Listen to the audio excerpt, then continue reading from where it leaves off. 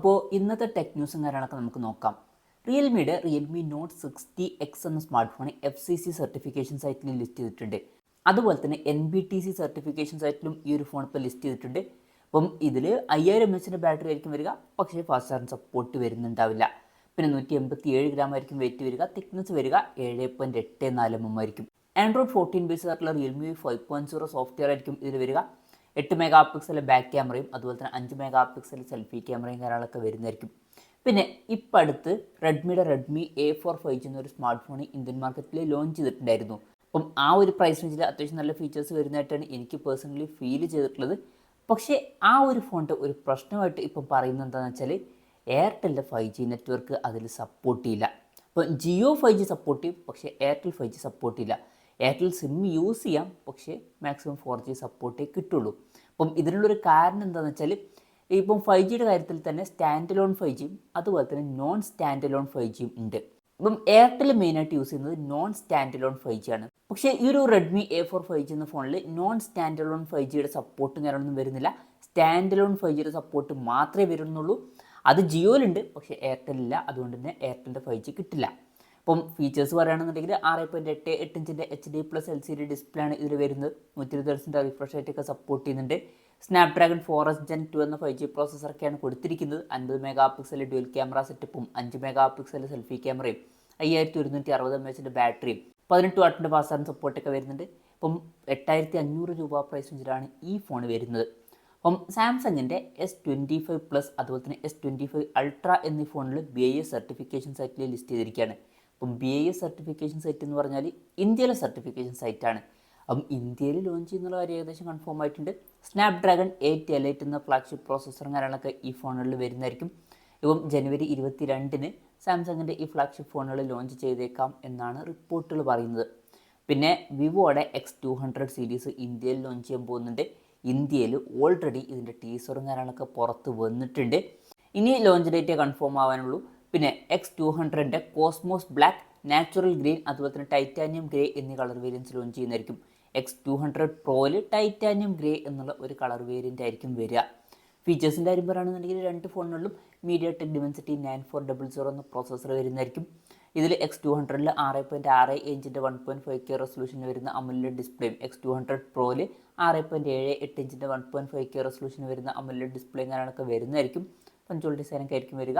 120 Hz refresh റേറ്റൊക്കെ support ചെയ്യും. പിന്നെ X200ൽ 50+50+50 mega pixel triple camera setup വരുന്നതായിരിക്കും. 200 Proയിൽ 200 മെഗാ പിക്സൽ ഒരു സെൻസറായിരിക്കും 50 മെഗാ പിക്സലിന് പകരം വരിക. അപ്പം ബെറ്റർ ആയിട്ടുള്ള പെരിസ്കോപ്പ് ലെൻസ് വരും. പിന്നെ X200ൽ 5800 mAh ബാറ്ററിയും 200 Proയിൽ 6000 mAh ബാറ്ററിയും വരുന്നതായിരിക്കും. 90 വാട്ടിൻ്റെ ഫാസ്റ്റ് ചാർജിങ് സപ്പോർട്ടൊക്കെ ആയിരിക്കും ഈ ഫോണുകളിൽ വരിക. പിന്നെ ടെക്നോ പോപ്പ് 9 4G എന്ന പുതിയൊരു സ്മാർട്ട് ഫോൺ ഇന്ത്യൻ മാർക്കറ്റിൽ ലോഞ്ച് ചെയ്തിട്ടുണ്ട്. ബഡ്ജറ്റ് സെഗ്മെൻറ്റിൽ വരുന്ന ഒരു സ്മാർട്ട് ഫോണാണ്. അപ്പം 6.6 ഇഞ്ചിൻ്റെ HD+ LCD ഡിസ്പ്ലേ ആണ് ഇതിൽ വരുന്നത്. പഞ്ചോൾ ഡിസൈൻ വരുന്നുണ്ട്. 90 Hz റിഫ്രഷ് റേറ്റ് സപ്പോർട്ട് ചെയ്യുന്നുണ്ട്. MediaTekൻ്റെ Helio G50 എന്ന പ്രോസസ്സറാണ് ഇതിൽ കൊടുത്തിരിക്കുന്നത്. 13 മെഗാ പിക്സൽ ബാക്ക് ക്യാമറയും 8 മെഗാ പിക്സൽ സെൽഫി ക്യാമറയും വരുന്നുണ്ട്. 5000 mAh ബാറ്ററിയും 15 വാട്ടിൻ്റെ ഫാസ്റ്റ് ചാർജിങ് സപ്പോർട്ടും വരുന്നുണ്ട്. 3GB RAM 64GB ഇന്റേണൽ വെർഷൻ്റെ വില വരുന്നത് 6699 രൂപയാണ്. ഈ ഒരു പ്രൈസ് റേഞ്ചിൽ ഇത് നല്ലൊരു ഫോണായിട്ടാണ് എനിക്ക് പേഴ്സണലി ഫീൽ ചെയ്തിട്ടുള്ളത്. എന്തായാലും നിങ്ങളുടെ ഒരു അഭിപ്രായം കൂടി ജസ്റ്റ് ഒന്ന് കമൻറ്റ് ചെയ്യുക. പിന്നെ ഷവോമിയുടെ Xiaomi 15 എന്നുള്ള സ്മാർട്ട് ഫോൺ BIS സർട്ടിഫിക്കേഷൻ സൈറ്റിൽ ലിസ്റ്റ് ചെയ്തിട്ടുണ്ട്. ഇത് നേരത്തെ പറഞ്ഞ പോലെ തന്നെ ഇന്ത്യൻ സർട്ടിഫിക്കേഷൻ സൈറ്റാണ്. അപ്പം ഈ ഒരു ഫോണും ഇന്ത്യൻ മാർക്കറ്റിൽ ലോഞ്ച് ചെയ്യുന്നതായിരിക്കും. അപ്പം ഈ ഒരു ഫോണിൻ്റെ ഫീച്ചേഴ്സിനെ പറ്റി പറയുകയാണെന്നുണ്ടെങ്കിൽ 6.36 ഇഞ്ചിൻ്റെ 1.5K റെസൊല്യൂഷൻ വരുന്ന OLED ഡിസ്പ്ലേ ഇതിൽ വരും. 120 Hz റിഫ്രഷ് റേറ്റ് സപ്പോർട്ട് ചെയ്യും. പിന്നെ സ്നാപ്ഡ്രാഗൺ 8 Elite എന്ന ഫ്ലാഗ്ഷിപ്പ് പ്രോസസ്സർ തന്നെ ഇതിൽ വരുന്നതായിരിക്കും. 50+50+50 മെഗാ പിക്സൽ ട്രിപ്പിൾ ക്യാമറ സെറ്റപ്പും 32 മെഗാ പിക്സൽ സെൽഫി ക്യാമറയും വരുന്നതായിരിക്കും. 5400 mAh ബാറ്ററിയും 90 വാട്ടിൻ്റെ ഫാസ്റ്റ് ചാർജിങ് സപ്പോർട്ടും 50 വാട്ടിൻ്റെ വയർലെസ് ചാർജിങ് സപ്പോർട്ടൊക്കെ ഇതിൽ വരും. ലോഞ്ച് ഡേറ്റ് ഇപ്പോൾ കൺഫേം ആയിട്ടില്ല, എന്നാലും അടുത്ത് തന്നെ ഈ ഫോൺ ലോഞ്ച് ചെയ്തേക്കാം. പിന്നെ റെഡ്മി KT Pro എന്ന സ്മാർട്ട് ഫോൺ ലോഞ്ച് ചെയ്യാൻ പോകുന്നുണ്ട്. ഇതിൻ്റെ ചില ഫീച്ചേഴ്സ് ഒഫീഷ്യലായിട്ട് കൺഫേം ആയിട്ടുണ്ട്. ഇപ്പം ആൻതൂത്തുൽ ഈ ഫോൺ ലിസ്റ്റ് ചെയ്തിട്ടുണ്ട്. അതിൽ സ്കോർ കാണിക്കുന്നത് 31,94,776 ആണ്. അപ്പം വളരെ മികച്ചൊരു സ്കോർ വരുന്നുണ്ട്. ഇപ്പം ഈ ഒരു ഫോണിൽ സ്നാപ്ഡ്രാഗണിൻ്റെ 8 Elite എന്ന ഫ്ലാഗ്ഷിപ്പ് പ്രോസസ്സർ വരും എന്നുള്ള കാര്യം കൺഫേം ചെയ്തിട്ടുണ്ട്. അതുപോലെ തന്നെ ഇത് കൂടാതെ D1 ഗ്രാഫിക് ചിപ്പ് സെപ്പറേറ്റ് വരുന്നതായിരിക്കും. പിന്നെ dual 3D ice, sealed heat dissipation പോലുള്ള സിസ്റ്റവും കാര്യങ്ങളൊക്കെ വരുന്നതായിരിക്കും ഫോൺ വിട്ട് നീറ്റാതിരിക്കാൻ വേണ്ടിയിട്ട്. അതുപോലെ തന്നെ ഗെയിമിംഗ് എഞ്ചിൻ 4.0യുടെ സപ്പോർട്ട് വരും. 120 FPS ഗെയിമിംഗ് സപ്പോർട്ട് ഇതിൽ വരുന്നതായിരിക്കും. പിന്നെ ഗെൻഷൻ ഇമ്പാക്റ്റ് എന്ന ഗെയിം കളിച്ചിട്ടുള്ള ഒരു റിസൾട്ട് കാര്യങ്ങളൊക്കെ പുറത്തു വന്നിട്ടുണ്ട്. അതിൽ ഒരു ആവറേജ് ഫ്രെയിം റേറ്റ് കാണിക്കുന്നത് 59.9 ആണ്. അപ്പോൾ ഗെയിമിങ്ങിൻ്റെ കാര്യങ്ങളാണ് അവർ ടീസ് ചെയ്തിരിക്കുന്നത്. ഇത് ഗെയിമിംഗ് ഫോക്കസ്ഡ് ആയിട്ടുള്ള ഒരു സ്മാർട്ട് ഫോൺ ആയിരിക്കും. അപ്പോൾ റെഡ്മിയുടെ ഭാഗത്ത് നിന്ന് വരാൻ പോകുന്ന ഒരു ഗെയിമിംഗ് ഫോൺ ആയിരിക്കും ഇത്. ഇനി ബാക്കി ഫീച്ചേഴ്സിനെ പറ്റി പറയുകയാണെന്നുണ്ടെങ്കിൽ 2K റെസൊല്യൂഷൻ വരുന്ന OLED ഡിസ്പ്ലേയും കാര്യങ്ങളൊക്കെ ഇതിൽ വരും. 120 Hz റിഫ്രഷ് റേറ്റ് സപ്പോർട്ട് ചെയ്യും. IP68-69 റേറ്റിംഗ് കാര്യങ്ങളൊക്കെ ഇതിൽ സപ്പോർട്ട് ചെയ്യുന്നതായിരിക്കും. 50+, 32+, 50 megapixel triple camera setup ഒക്കെ ഇതിൽ വരും. 6000 mAh ബാറ്ററിയും 120 വാട്ടിൻ്റെ ഫാസ്റ്റ് ചാർജിങ് സപ്പോർട്ടും 50 വാട്ടിൻ്റെ വയർലെസ് ചാർജിങ് സപ്പോർട്ടൊക്കെ ഇതിൽ വരുന്നതായിരിക്കും. പിന്നെ വിവോയുടെ X Fold 4 എന്ന പുതിയൊരു സ്മാർട്ട് ഫോൺ വരാൻ പോകുന്നുണ്ട്. ഇതൊരു ഫോൾഡബിൾ ഫോൺ ആയിരിക്കും. ഈ ഒരു ഫോണിൻ്റെ ഫീച്ചേഴ്സിനെ പറ്റിയിട്ടുള്ള ചില കാര്യങ്ങൾ അറിയാൻ കഴിഞ്ഞിട്ടുണ്ട്. സ്നാപ്ഡ്രാഗൺ 8 എന്ന ഫ്ലാഗ്ഷിപ്പ് പ്രോസസ്സർ ഇതിൽ വരും. IPX8 റേറ്റിംഗ് സപ്പോർട്ട് ചെയ്യുന്നതായിരിക്കും. 6000 mAh ബാറ്ററി ആയിരിക്കും വരിക. 50+, 50+, 50 megapixel triple camera setup വരുന്നതായിരിക്കും. പിന്നെ ഇൻ ഡിസ്പ്ലേ ഫിംഗർ പ്രിൻറ്റ് സെൻസറും കാര്യങ്ങളൊക്കെ ഇതിൽ വരും. 2 ഡിസ്പ്ലേയിലും in display fingerprint sensor വരുന്നതായിരിക്കും. അപ്പം 2025 ഈ ഫോൺ ലോഞ്ച് ചെയ്യുക എന്നാണ് റിപ്പോർട്ടുകൾ പറയുന്നത്. പിന്നെ വിവോയുടെ S20 സീരീസ് നവംബർ 28 ചൈനീസ് മാർക്കറ്റിൽ ലോഞ്ച് ചെയ്യാൻ പോകുന്നുണ്ട്. ലോഞ്ച് ഡേറ്റ് ഒഫീഷ്യലായിട്ട് കൺഫേം ആയിട്ടുണ്ട്. വിവോ S20 സീരീസിൽ 2 ഫോണുകൾ വരും. S20 അതുപോലെ തന്നെ S20 പ്രോയും. ഇപ്പം ഈ ഫോണിനുള്ള 6.6 ഇഞ്ചിൻ്റെ 1.5K റെസൊല്യൂഷൻ വരുന്ന OLED ഡിസ്പ്ലേ വരുന്നതായിരിക്കും. 120 Hz റിഫ്രഷ് റേറ്റ് ഒക്കെ സപ്പോർട്ട് ചെയ്യും. S20 സ്നാപ്ഡ്രാഗൺ 7 Gen 3 എന്ന പ്രോസസ്സറും 50+8 മെഗാ പിക്സൽ ഡ്യുവൽ ക്യാമറ സെറ്റപ്പും 50 മെഗാ പിക്സൽ സെൽഫി ക്യാമറ ഒക്കെ വരുന്നതായിരിക്കും. 6500 mAh ബാറ്ററിയും 90 വാട്ടിൻ്റെ ഫാസ്റ്റ് ചാർജിങ് സപ്പോർട്ടും വരും.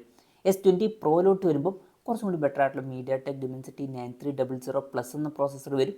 50+, 50+, 50 megapixel triple camera setup ആയിരിക്കും ഇതിൽ വരിക.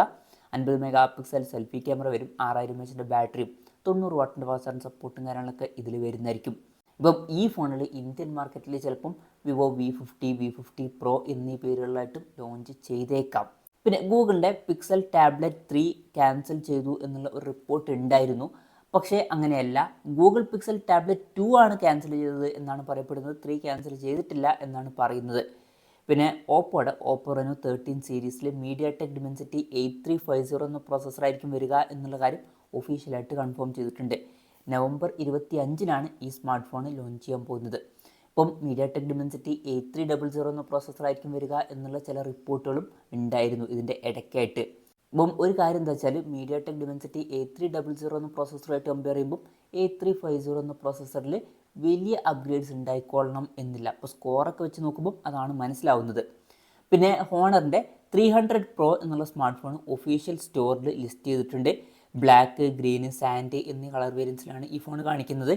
പിന്നെ ബേസ് വേരിയൻറ്റിൽ 12 GB റാമും 256 GB ഇൻറ്റേർണലുമാണ് വരുന്നത്. 12 GB റാം 512 GB ഇൻറ്റേർണൽ വെർഷനും 16 GB റാം 512 GB ഇൻറ്റേർണൽ വെർഷനൊക്കെ ഇതിൽ വരുന്നതായിരിക്കും. സ്നാപ്ഡ്രാഗൺ 8 Gen 3 എന്ന പ്രോസസ്സറായിരിക്കും വരിക. 100 വാട്ടിൻ്റെ ഫാസ്റ്റ് ചാർജിങ് സപ്പോർട്ടും കാര്യങ്ങളൊക്കെ ഇതിൽ വരുന്നതായിരിക്കും. പ്രീ ഓർഡറും കാര്യങ്ങളൊക്കെ ഓൾറെഡി സ്റ്റാർട്ട് ചെയ്തിട്ടുണ്ട്. പിന്നെ ഇത് കൂടാതെ ഹോണർ 300 Ultra എന്നുള്ള ഫോണിൻ്റെ ചില ഇമേജസും കാര്യങ്ങളൊക്കെ ലീക്ക് ആയിട്ടുണ്ട്. ഇപ്പം ഇതിൽ ഒരു പെരിസ്കോപ്പ് ലെൻസും കാര്യങ്ങളൊക്കെ വന്നേക്കാം.